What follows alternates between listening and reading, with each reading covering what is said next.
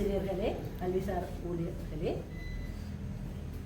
அன்பானவர் மாணவ செல்வர்களே, முதலில் 4வது ஆண்டாக நடைபெறுகின்ற இந்த கல்விக்கான அறப்பணியில் எங்களை ஒவ்வொரு வருடமும் இணைத்து கொண்டமைக்கு உரிய உங்களுடைய நிறுவனங்களுக்கு இந்த மலையகம் சார்ந்த இந்த பசறை மண்ணின் நன்றியை முதலில் தெரிவித்துக் கொண்டு, உண்மையிலே இது எனது வலயத்துக்கு கிடைத்த ஒரு பெரிய ஒரு வரப்பிரசாதம் என்று கருதுகிறேன். இல்லையில உங்களுக்கு தெரியும் பார் யாருன்னு தெரியுமா? யாரு? உள்ளைக்கு தேர் கொடுத்தவ, பிள்ளைகளுக்கும் இன்னைக்கு தேர் கொடுக்குறவ. அந்த பேர்ல ஒரு நிறுவனம் உங்களுக்கும் தேர் கொடுக்கிறார். ஆகவே இந்த இடத்தில் எங்களுடைய உவமானத்தில் எங்களுடைய வளையத்தை தெரிவு செய்தது ஒரு பெரிய ஒரு அருள் அல்லது எங்களுக்கு கிடைத்த ஒரு பெரிய வாய்ப்பு என்று நான் கருதுகிறேன். உவமா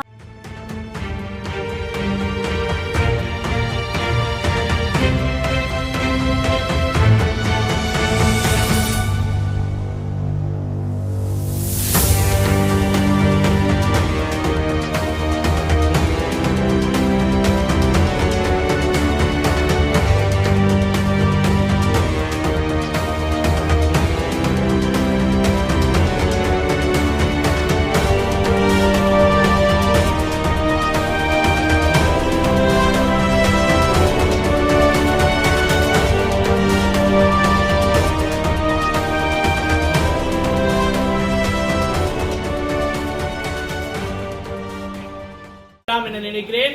அதுபோலவே நன்றி உரை வழங்க வேண்டிய தேவையும் இருக்கிறது. உங்களுக்கு தெரியும், இந்த புத்தகம் உண்மையில் இதன் வளர்ச்சி போக்கு விளங்குகிறது.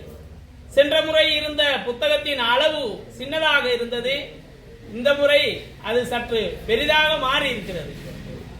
இன்னொரு பகுதியில் பார்க்க போனால், ஆரம்பத்தில் வடமாகாணத்தை அடிப்படையாக கொண்டு அதன் 5 மாவட்டங்களுக்கும் அதன் சேவை 2022ஆம் ஆண்டு காலப்பகுதியில் ஆரம்பிக்கப்பட்டது.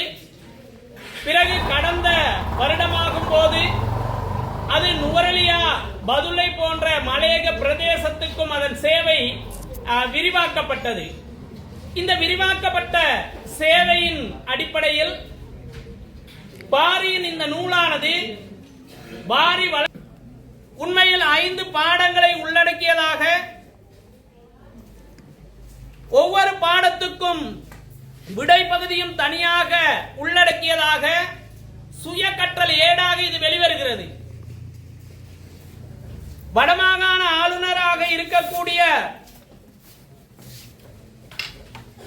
கந்தையா ஜெரட் பிராட்லி கூறுகிறார், 40% விட குறைவாக புள்ளி எடுக்கக்கூடிய மாணவர்களின் தொகையினை இழிவளவாக்குவதற்கு இந்த நூல் பயன்படும் என. உண்மையில் அந்த நூலை திருப்பி பார்க்கும் போது அதுக்கு நமக்கு திட்ட தெளிவாக வெளிக்காட்டும் விடயமாக அது விளங்கக்கூடியதாக இருக்கிறது. ஒவ்வொரு பாடத்துக்கும் தவணைக்கேற்ற வகையில் 3 வினாத்தாள்கள் அச்சிடப்பட்டிருக்கின்றன. 15 வினாத்தாள்களை உள்ளடக்கியதாக இந்த புத்தகம் இருக்கிறது.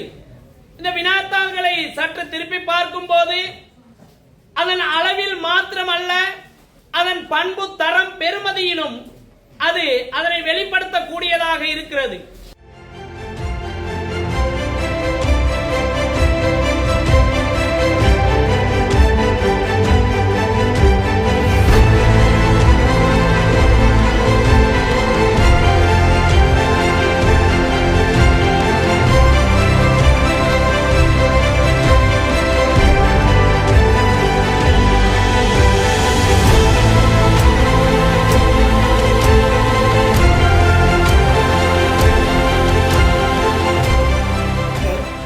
கல்வி என்பது கடத்தப்படுகின்ற ஒன்று. ஆனால் கல்விக்கான கொடை என்பது பரம்பரையாக கடத்தப்படுகின்ற ஒன்றாக இங்கே காணப்படுகிறது. ஆகவே இந்த வகையிலே இவர்கள் புலம்பெயர்ந்தவர்களாக இருக்கின்ற தமிழர்களுடைய செயற்பாடுகள் இன்றும் இலங்கை போன்ற நாடுகளுக்கு கிடைத்து வருகின்றதை பொறுத்து நாங்கள் மகிழ்ச்சி அடைய வேண்டும். அதுவும் கல்வி கரையில கற்பவை நாச்சில. ஆகவே கல்வி என்பது எக்காலத்துக்கும் ஒருமையில் கல்வி ஒருவருக்கு எளிமையில் ஏமாப்புடைத்து என்கின்றான் திருவள்ளுவர். அவை கல்வி செல்வம் பெருஞ்செல்வம். நாங்கள் கற்றுக்கொண்டவர்களுக்கு சென்ற இடமெல்லாம் சிறப்பு இருக்கும். ஆகவே கற்றவர்களாக நாங்கள் இருக்க வேண்டும் என்றால் பூர்ண மனிதனாக ஆக வேண்டும். பூர்ண மனிதனாக வேண்டும் என்றால் அவனுக்கு தன்னுடைய கற்றலை பற்றிய ஒரு அறிவும் வேண்டும், ஆற்றலும் வேண்டும், திறமையை வளர்த்துக் கொள்ளவும் வேண்டும். அதற்கு ஒரு கையேடாக இவர்கள் கொடுத்திருப்பதுதான் இந்த கையேடை நான் பார்க்கின்றேன். பாரி சுய கற்றல் ஏடு. இந்த